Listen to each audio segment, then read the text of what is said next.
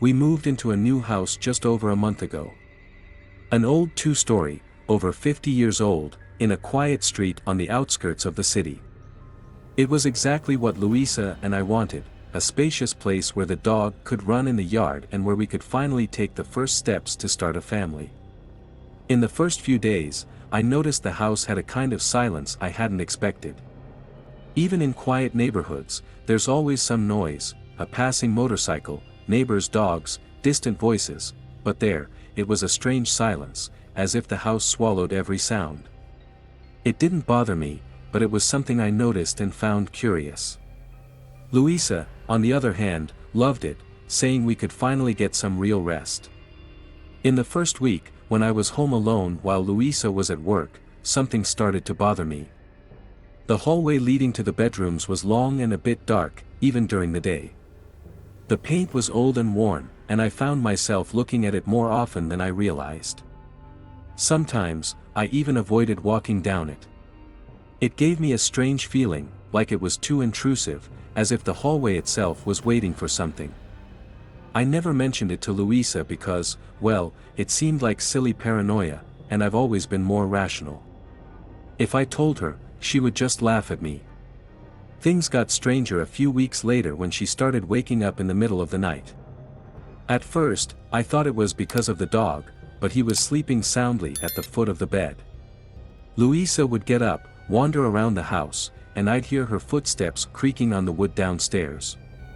One night, I followed her, but before I could call out to her, I heard a whisper coming from the kitchen.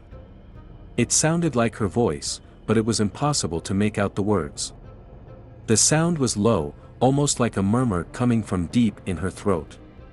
I reached the doorway, glanced in, and saw her standing with her back to me, staring into space at the sink. I called her name softly, and she jumped a little, as if she'd just woken up. I asked what she was doing, and she just shook her head and returned to bed. Louisa didn't seem to remember any of it, saying it was probably sleepwalking, something that had never happened before. The problem was that this started happening repeatedly. And it wasn't just Louisa. I began having nightmares too. One night, I dreamed I was in the hallway, and when I tried to turn around, I felt like something was moving at the corner of my eye, something I could almost touch, but that disappeared when I looked directly at it. I woke up with chills running down my spine, and the vision of the hallway continued to haunt me, even after I opened my eyes. At the end of the month, a specific event made everything even scarier.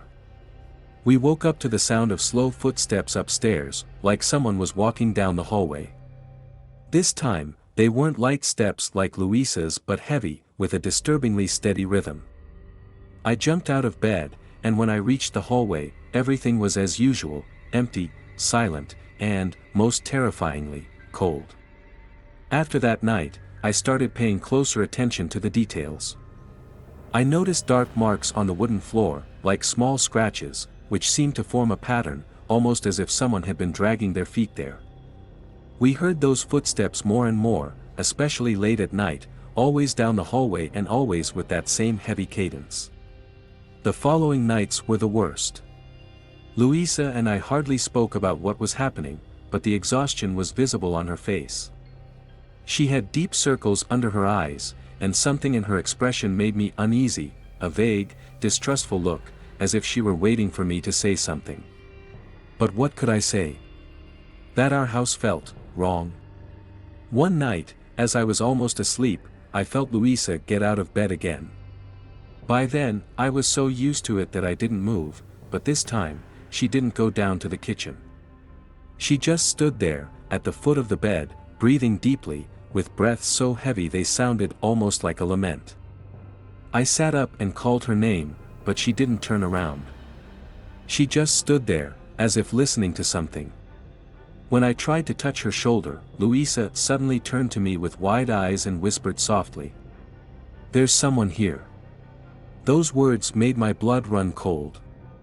I held her hand, trying to keep her calm, but she seemed out of herself, like she truly believed someone else was in the house. I decided that would be our last night there. No matter how much we'd invested, we couldn't stay anymore. In the early morning, as I was hurriedly packing up our things, I felt a strange pressure in the house, a weight in the air that made me dizzy. And then, the footsteps began. This time, they were in the hallway downstairs, but each sound came closer to the stairs, ascending, step by step.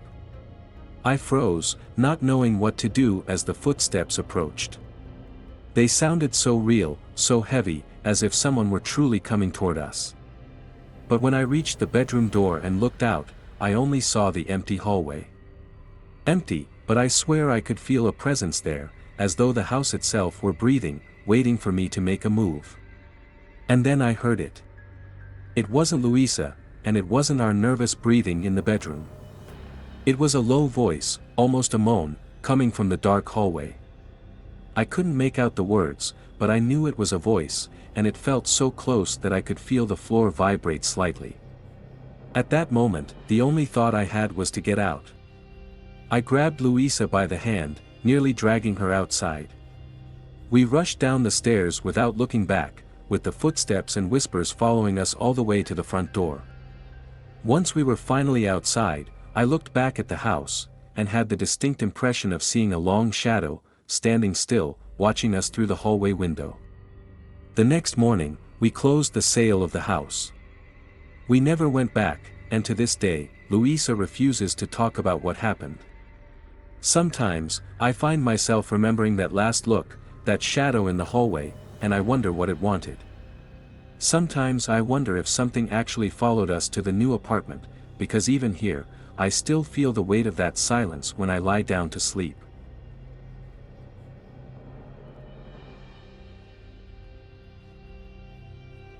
We moved into the house about 2 months ago. It was an older building, full of wooden and stone details that gave it a charm unlike the new, generic homes we'd seen. It had that solid feel, like a house that could withstand anything. Sarah fell in love with it the moment we stepped inside. And I thought it would be the perfect place for our kids to grow up.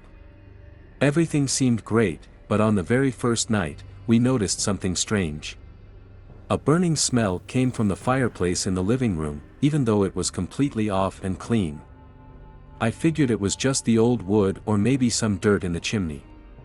I opened the windows to air it out, and the smell went away for a while. But every night, it came back. It was a strong, almost suffocating odor, as if something had been burned there recently. I didn't want to alarm Sarah or the kids, so I decided to investigate on my own. I examined every part of the fireplace, but I couldn't find anything to explain the smell. The problem was that after the smell, noises started. In the middle of the night, Sarah and I would wake up to a low, continuous sound coming straight from the fireplace. It was almost like a whisper, a sort of muffled murmuring.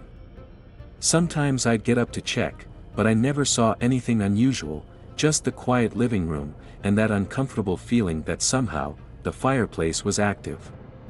The smell and noises grew worse over time, but what really worried me was Amy's behavior.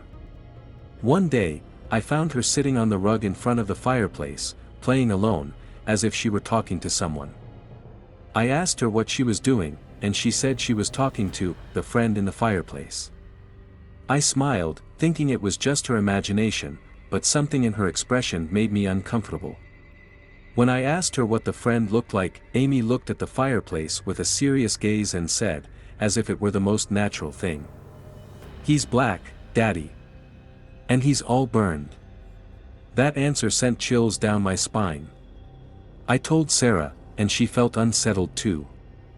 That night, the burning smell was stronger than ever, as if there were a real fire in the room. And then Tony started complaining. He said he heard whispers and always smelled smoke in his room, even with the door closed. That's when we decided to talk to the previous owner, who lived nearby.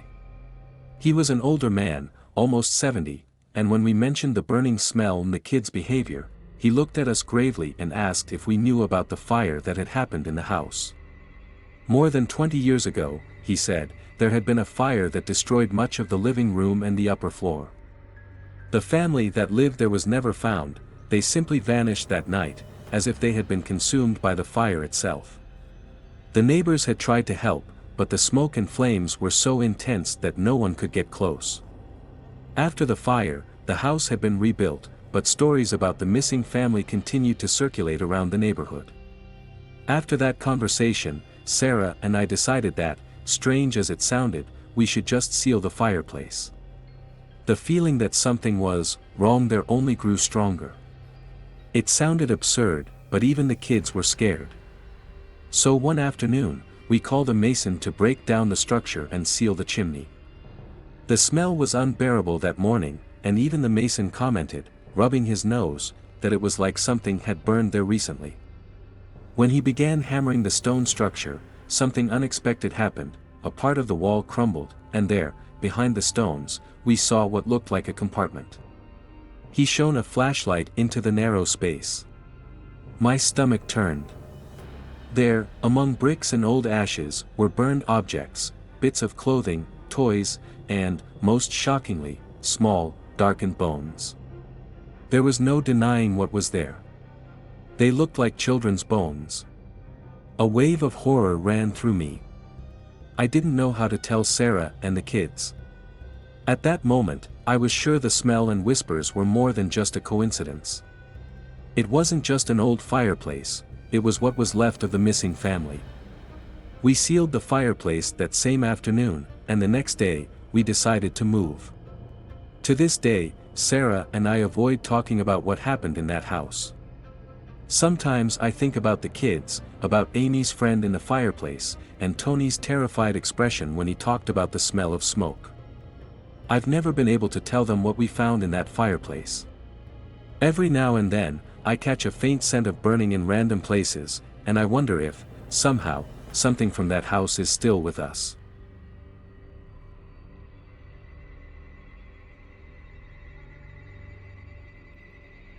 When I moved into the apartment, I was excited.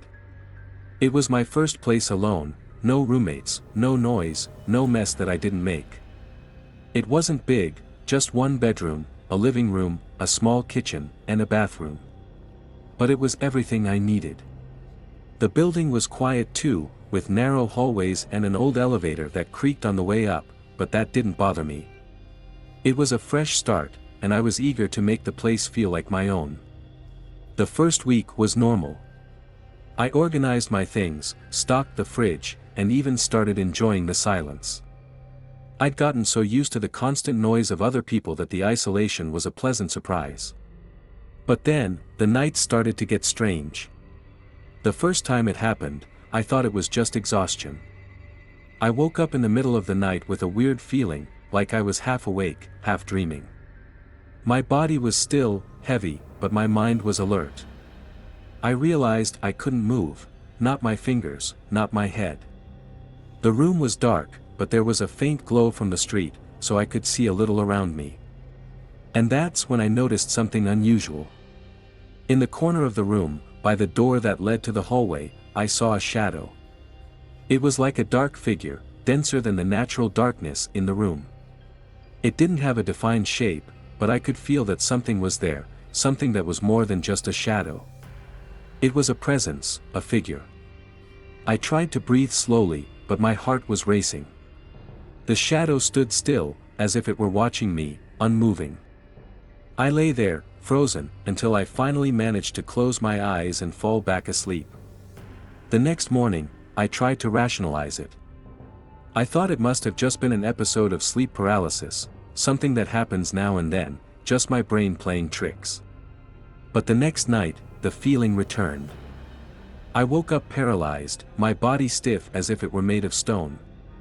And again, I sensed that presence in the corner of the room, the dense shadow watching me.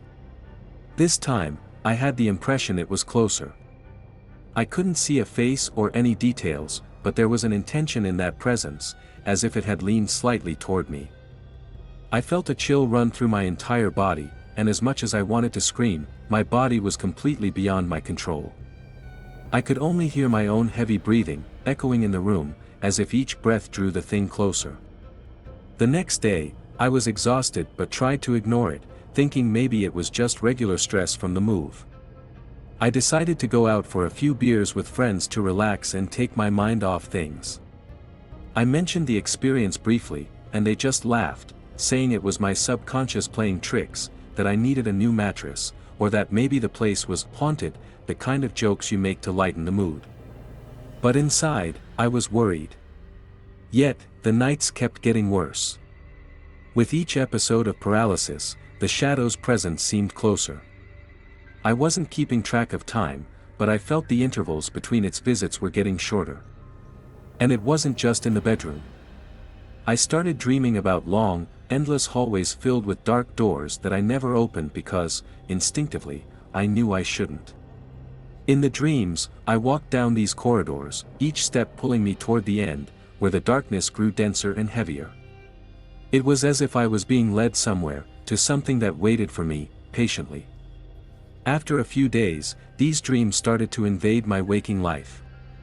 I'd wake up in the middle of the night feeling as if I was falling down one of those corridors, with the shadow behind me, and I'd wake up in a cold sweat, chest tight. I couldn't tell what was real anymore or just a dream. And it got worse when, one night, I didn't just sense the shadow's presence, I heard a voice. It was a low, raspy whisper, hard to understand, but I swear I heard my name. It was as if the thing was trying to communicate with me, as if it wanted me to follow it. I wasn't sure if I was really hearing it, but deep down, something told me it was a call, a kind of invitation for me to walk through those corridors in my nightmares and go to it. I started sleeping with the lights on, thinking it might somehow keep the thing away or reduce the paralysis. But it didn't help. The exhaustion kept building up to the point that I could barely function at work.